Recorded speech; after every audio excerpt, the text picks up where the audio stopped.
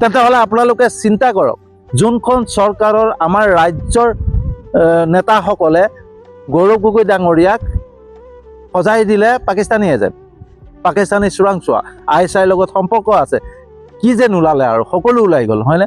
কিন্তু সেই চৰকাৰখনৰে লোকসভাৰ অধ্যক্ষই গৌৰৱ গগৈ ডাঙৰীয়াক আকৌ মৈত্ৰী দলৰ মানে বৈদেশিক মৈত্ৰী দলৰ সভাপতি নিয়োগ কৰিলে। তেতিয়াহ'লে আপোনালোকে নিজেই চিন্তা কৰক যে আমাক কেনেকৈ ব্যৱহাৰ কৰি আছে, আমাৰ মানসিকতা, আমাৰ চিন্তাধাৰাক কেনেকৈ ব্যৱহাৰ কৰি আছে, হয়নে? আমাৰ মাজত ক্ষোভিত কৰিছে, আমাৰ মাজত হিংসা বিয়পাইছে, আৰু তেওঁলোকে কিন্তু তেওঁলোকৰ কাম কৰি গৈ আছে। তো সেই নেতাসকলে,